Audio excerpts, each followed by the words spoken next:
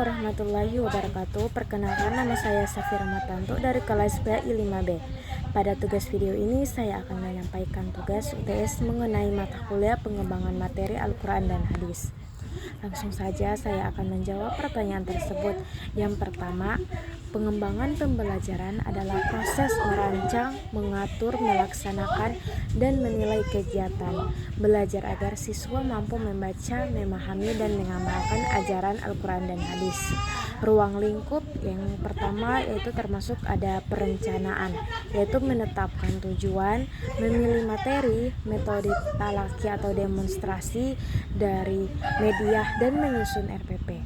Yang kedua itu perorganisasian materi, yaitu mengurutkan materi dari mudah ke sulit atau bacaan atau pemahaman dan pengalaman.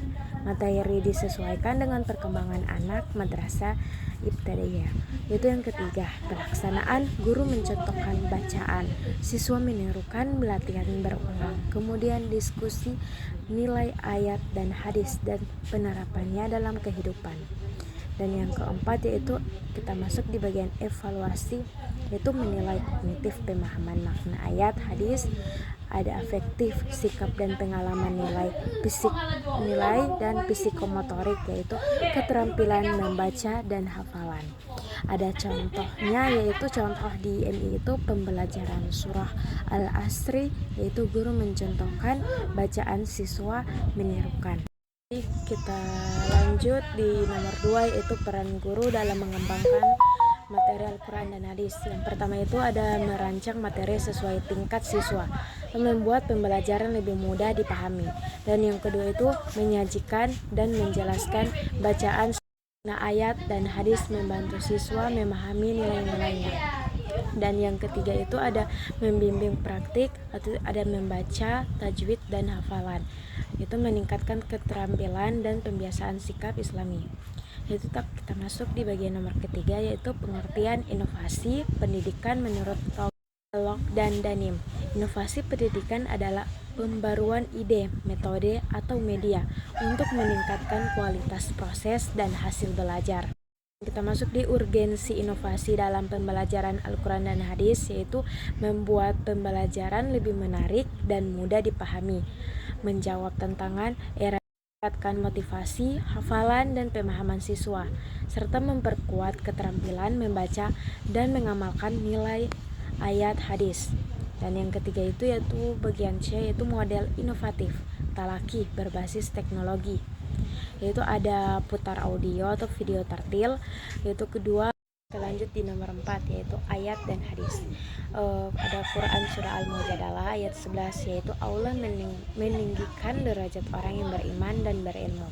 Dan ada hadis, ulama adalah pewaris para, yaitu hadis Nabi Tirmizi. Kandungan pendidikan ayat dan hadis ini menegaskan bahwa ilmu memiliki kedudukan mulia dan guru berperan sebagai pembimbing umat. Integrasi pembelajaran kognitif, yaitu siswa memahami makna ayat dan hadis tentang pentingnya ilmu. Afektif, yaitu menumbuhkan sikap hormat kepada guru dan semangat belajar. Sedangkan psikomotorik, yaitu praktik adab belajar, salam, dan doa sebelum belajar. Dan kita masuk di bagian nomor 5, yaitu tingkatan penguasaan baca tulis Al-Quran. Yang pertama itu pengenalan huruf hijaiyah.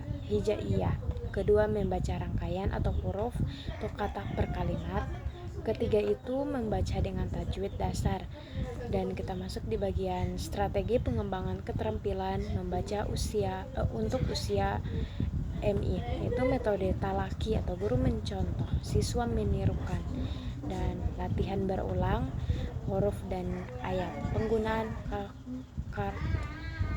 kata huruf flashcard atau pembiasaan membaca harian atau tilawah singkat, penilaian bertahap sesuai kemampuan. Dan kita masuk di bagian C, yaitu pemanfaatan teknologi, yaitu audio atau video muratal untuk contoh bacaan, aplikasi Quran digital untuk latihan mandiri. Baik, kita masuk di nomor 6, yaitu ayat dan hadis. Ada pada surah Quran Al-Alaq 1-5, yaitu bacalah. Allah mengajarkan dengan benar. Sedangkan hadis yaitu menuntut ilmu bagi setiap muslim. Menilai pendidikan ayat menekankan pentingnya membaca dan belajar. Bahwa hadis menegaskan kewajiban mencari ilmu. Implementasi di madrasah perencanaan tujuannya yaitu mendorong siswa gemar membaca dan memahami ayat dan hadis. Itu prosesnya yaitu guru mencontohkan bacaan, siswa menirukan dan diskusi makna.